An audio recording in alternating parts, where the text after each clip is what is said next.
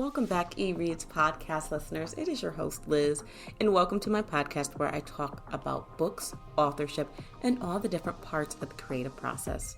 Today, I have Thomas, and we talk about poetry, and we even dive back into the world of memoir and how it's been a reflective process for him, how he's used it to tell different stories that delve into grief, depression, and even suicide.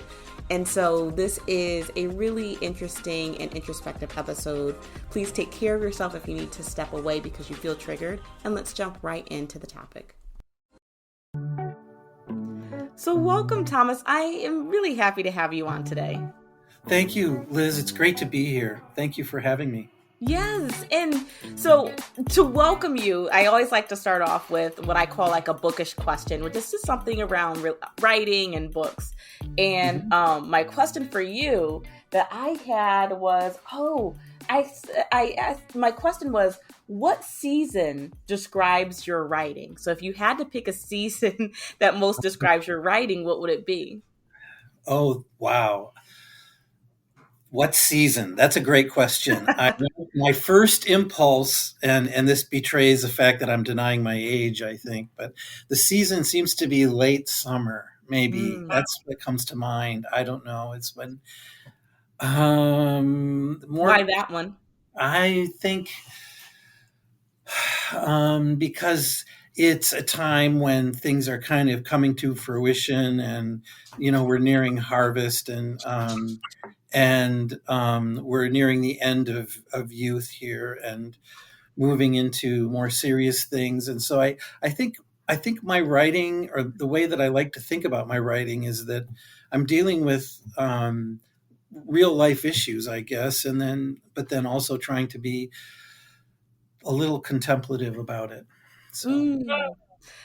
And I think that's really, really interesting because, you do talk about some hard things, grief being one of them. Can you please share, your journey about grief and how, you're discussing that through your writing? Absolutely. I shortly after I published my first novel, I think within 3.5 weeks, my youngest son took his life.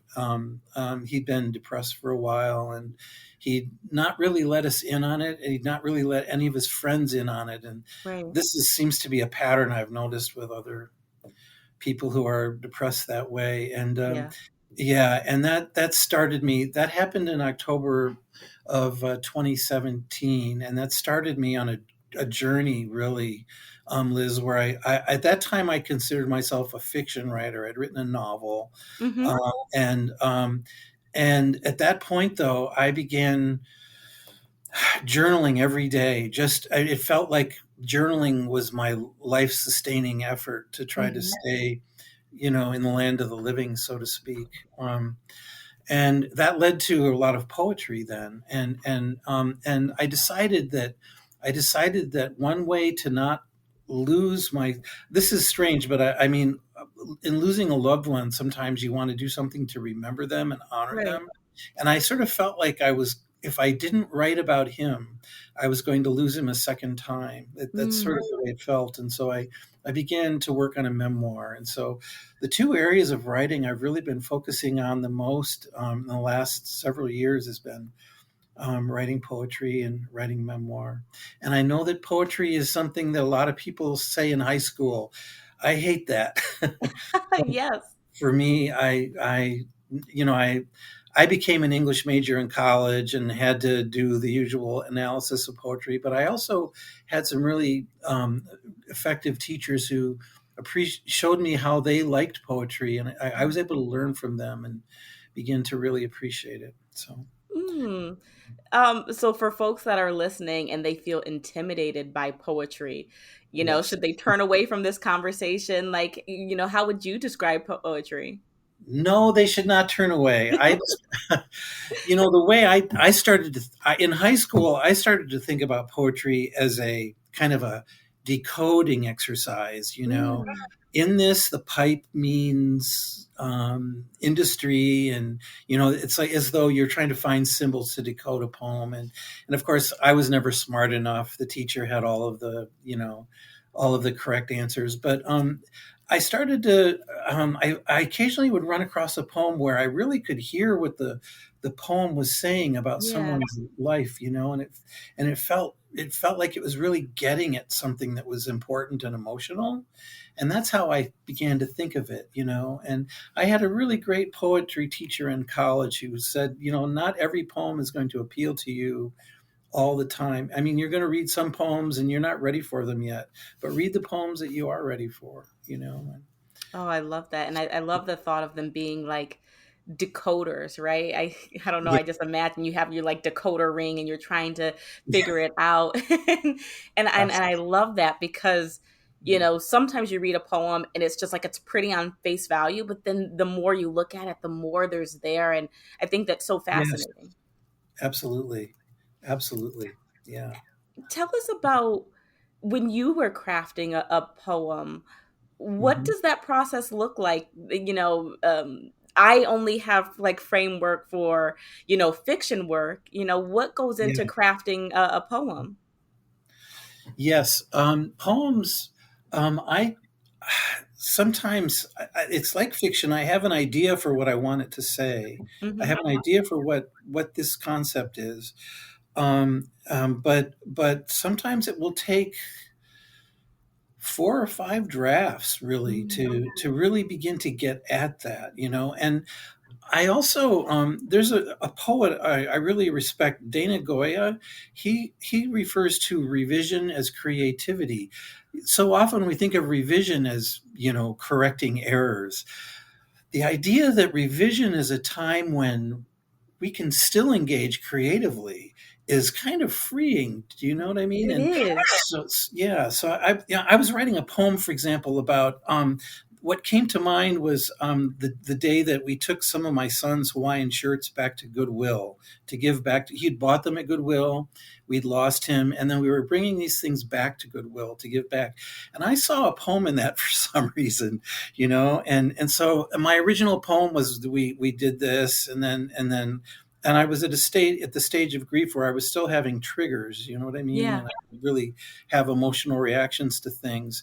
Well, I set that poem aside for a while and I came back to it again and I started to see something new in it that the way that my son had and his friends had all gone to Goodwill and kind of picked up all of these secondhand objects, and all of these used accessories and had, messed around with them and gave them a new life that they'd lost. And I sort of saw us as having a garage sale and opening up our garage, and then people doing that with my son's belongings. and Yeah. and that was it was a grief moment, but it was like I didn't see that originally in the poem, but I saw it in the fourth draft.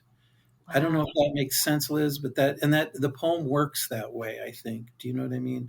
Yeah, Mhm. absolutely. It makes me think of like, so sometimes in like, I tend to like pant or be what's known as like an intuitive writer. So like, I'll Uh-huh. see something and I'll write it down.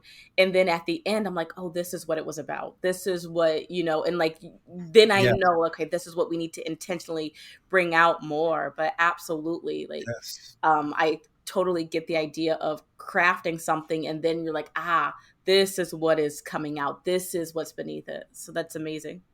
Absolutely. That's a good description for it, Liz. Yeah, the pantser idea that we discover as we Yeah, draft. Yeah. Yeah. absolutely. Do your poems tend to be long? Do they tend to be short? Like, how do you kind of, what is your style like? Yeah. Mine tend to start out long. I and then they get longer and then they get shorter again. I have. It's very interesting. I When I began really seriously writing poetry, I wrote in what I would call an imagistic style. They were very short. It was mainly focused on imagery, and it would be very short and not much narrative. And now when I write it, there's more narrative in it. There's more linking and there's more development. But I recently wrote a poem that made me very happy about one of our cats, and it's only about 7 lines long, and it works that way. So I guess that Like I have. seven lives of a cat. Oh yeah, I didn't think about that. Uh, I'll have to look at that again. So yeah. That is cool. But not only do you do poetry, but you do memoirs. Tell us a little bit about that. Yeah, memoir is such a wonderful uh, way of writing. I'm, a memoir is It was a crime too gruesome to describe on TV. An elderly woman murdered, tortured. Even when sentenced to death, the killer showed no remorse. But one lawyer tried to get this killer off, tried everything to escape justice. That lawyer? Senator Tim Kaine. When Virginia's Democratic governor sided with the victim and put the killer to death, Kaine said, "Something personal in me will die too." Tim Kaine. He's just weak. I'm Hung Kao, candidate for U.S. Senate, and I approve this message. Paid for by Hung Kao from Virginia. sometimes people mistake autobiography for memoir, telling the life story of someone. Right. Memoir is actually more like poetry in that it's focused on a particular season or a particular theme. It's focused on it. A memoir can actually be the length of a poem or a flash fiction, or it can be the length of a book. And I began seriously thinking about memoir when I started teaching it, and I've loved the personal essay. The way that we can develop our voice and do that. But memoir became especially important after my son died, and I found that I really had to write about him. I really had to figure out a way to um, um, do that. And I started, it really started as a journal where I was trying to write down everything I could remember immediately.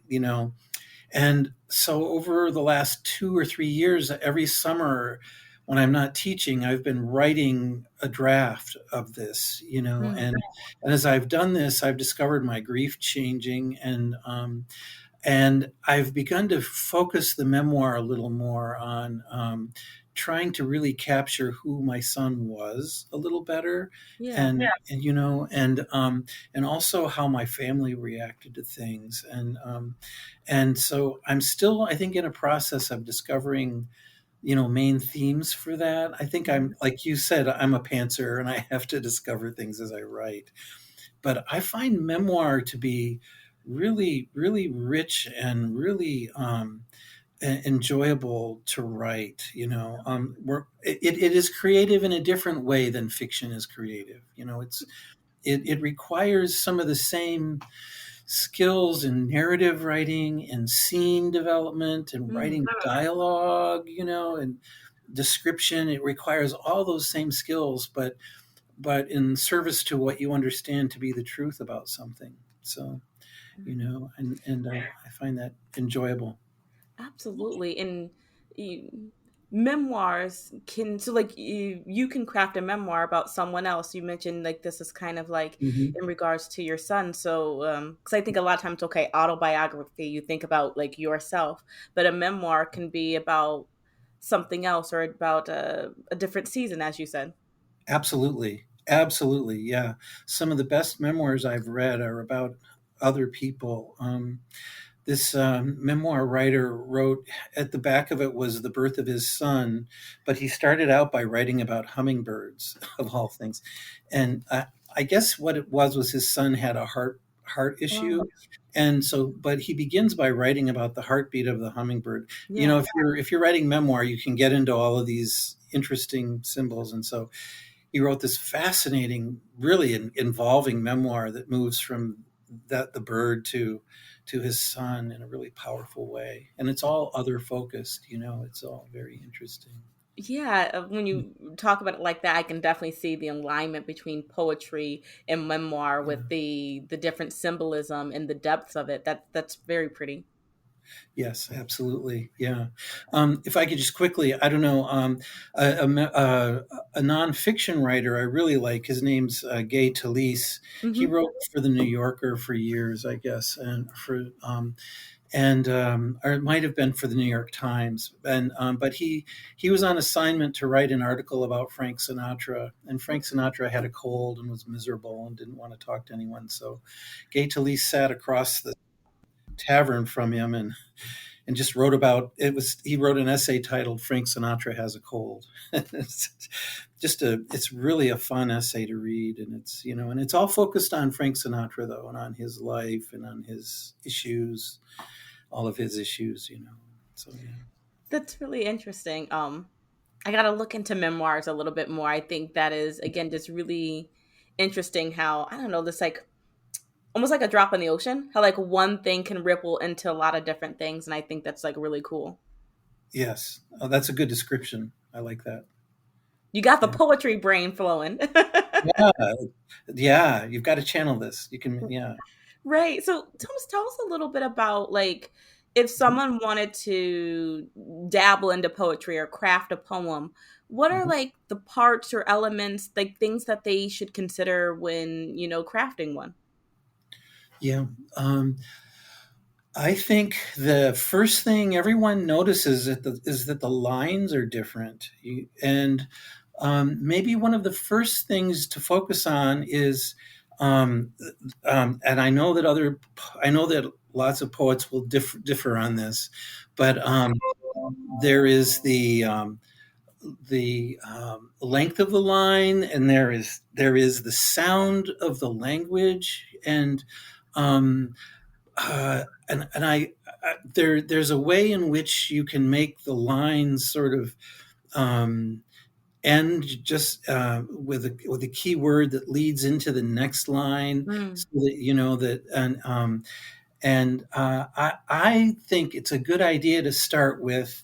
And I know that people differ on whether poetry should rhyme or not. I mean, I've heard people in bookstores say, "Oh, there's no criteria for good poetry," and I think they mean that poetry doesn't rhyme anymore. Maybe, but I think that there's one of the things I love experimenting with is having a rhyme appear in my poem, but it's not end rhyme. Like there will be a word like sphere in the middle of line 2, and then at the end of line 4, I'll use the word here or something like that. Oh, nice. The ear picks that up. Mm-hmm. You know what I mean? Yeah. But it's something that you just find yourself playing with, to begin with, and yeah, and I think that poetry can be coming from our observations. It can come from experiences we've had. It can come from images that come to us, and I would just encourage a little free play with that and experimentation. The thing that I did also was I kept reading poets, but I would always try to find poets I liked. Mm. And yeah, and those poets who I really like their voice and what they're writing about, and I just keep reading them and studying them. And then lately I've sort of gotten into form, like the sonnet and the villanelle and some things like that, but those are challenging to write. Yeah. Absolutely. And in thinking about memoirs again, like, um, how do you know where the story is? What should be a memoir versus maybe an autobiography? Any kind of like thoughts or in regards to that? Yeah. The autobiography, the main focus will be on telling a life. Mm. It will be um, uh, exploring the influences of a person's life, Right. what led them, what led them to do what they did. And autobiography is often focused on again life events that come together. Memoir is for example, I wrote one piece of memoir that was based on my first job I had in high school. I worked in a rundown diner, in the downtown area where I lived, and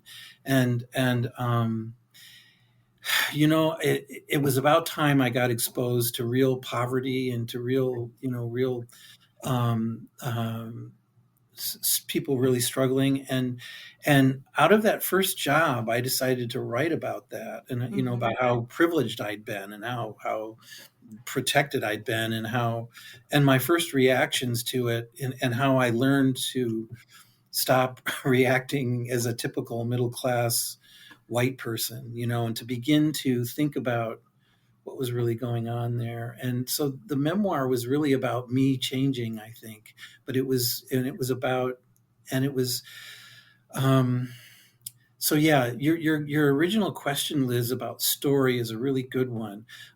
Vivian Gornick has this book called The Situation and the Story. The situation is the baseball game, or in my case, the rundown diner. The story is the homeless person I encountered. The story is the time with my father at the baseball game when I discovered that something I hated about him was actually not something he could help, and I learned to love him, or something like that. Does that make sense? And It does. yeah, and I Yeah, think it that does.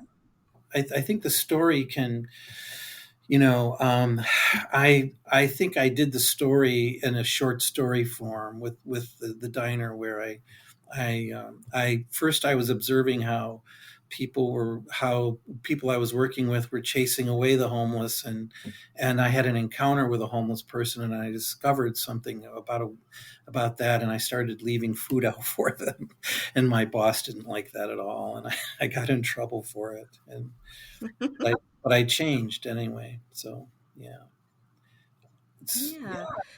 In thinking about change, it makes me think how both poetry and memoirs are like a reflective process. And in writing, a lot of times, whether you're doing fiction and you're writing about characters that are all in your head or something nonfiction, right? Mhm, Like you go to these emotional places.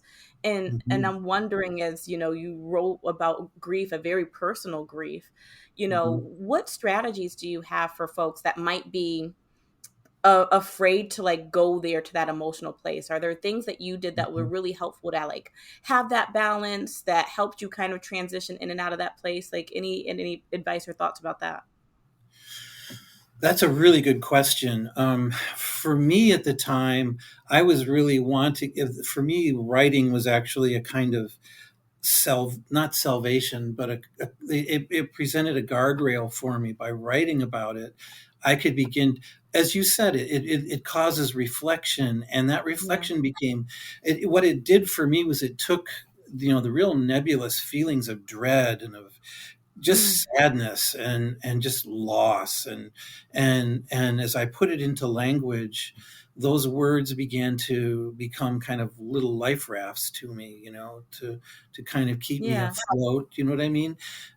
Yeah, I've heard one person describe grief as being dropped into an ocean, and you're far from the shores that you're far from all of that, and you can't go back to it. I mean, as much as you want to, and so the only way is forward, Right. and you can't even see the shore you're going toward, and that sort of felt overwhelming, and so I think that some things that helped me weren't had nothing to do with writing, but it helped me to be with friends. I had some good friends who were supportive in my grief.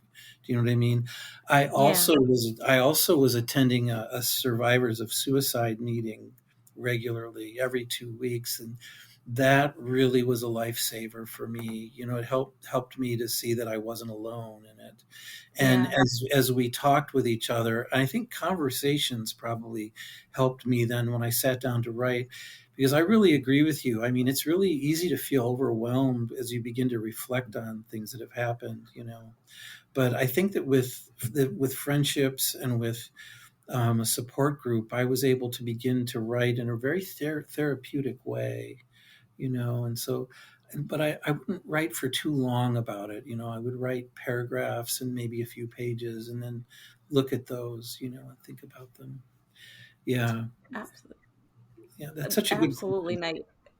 Yeah, and it's such a good answer. I think it is really important to have, your group of people that help to pull Mhm. you back, right? Again, whether you are doing the fear factor of horror, the Um, intimacy of a love scene, the sadness of grief, like you sometimes go to these places and it can be exhausting. And so to have those things that pour back into you as you're pouring into your writing, I think is so critical. Absolutely, absolutely, Yeah. yeah, yeah. All those different scenes you could, you know, I would have trouble with writing horror right now, but it was, But also thank you for discussing grief and writing about it, because Yeah. as you had mentioned, like, it's a part of life, and I think we get afraid to talk about it, but we Hmm. need to talk about it, because then, like, we're all hurting. And so I just thank you for, like, tackling this and tackling it in an authentic way. And you mentioned, like, the different seasons of it, right? It changes over time. It changes over moments. And so, Yes. again, just thank you for, like, highlighting and being vulnerable enough to go there with your writing for everyone to see. Well, thank you. Yeah, it's been a real journey, and I'm glad to share about it. It's very meaningful. Yeah. Absolutely. Please share, where can people find your writing? How can they connect with you? Oh, that's great. I have a website. It's my first and last name run together, thomasallbaugh.com, and my books are all there. But I you can find I have a collection of short stories called "Subtle Man Loses His Day Job," and that's on Amazon. It's on Amazon.com. It's a What is collection of. that about? Well, Subtle Man Loses His Day Job is about a man in his 30s who thinks that his superpower is subtlety. And he runs into lots of issues with that because, as we know, superheroes are out there, they're out front and they're powerful. And being subtle is, you're going to get missed a lot. And I have two stories in here about his struggles and his relationship with his girlfriend and things like that. But then I also have a number of other stories about other characters, and they're kind of centered around uh, a place called the Sidestep Tavern. It's kind of a combination of several taverns I've known in my life, and so certain people collect there, and it's so. And then there are some sort of autobiographical stories as well, So. Lovely. Yeah, and I also have a chapbook of poems called "The View from January," and this has the first poems that I wrote after we lost my son Michael. This Mm, has some of those first, but this also has poems I've been writing before then too. And again, this is on Amazon.com as well. And, yeah, I'm on Twitter too, Liz. If I'd love to meet and talk with people on Twitter if they're available. It's Tallbaugh, TALLBAUGH1. I guess that, yeah. So lovely. And if you missed any of that, it will be in the episode show notes. So make sure you check out that so you can get all this information. Um, Thomas, thank you so very much for coming on the show. Um, thank you. any like last words for folks, like about anything, like anything that you'd like to leave people knowing? Um, yes, I sort of think that I think it's important to think about writing as not something that you need to have be perfect. I Mm. think the writing, as I share with some of my friends, I try to write one bad poem a day, because a bad poem is something I can keep working on. If that Oh, makes sense. yeah.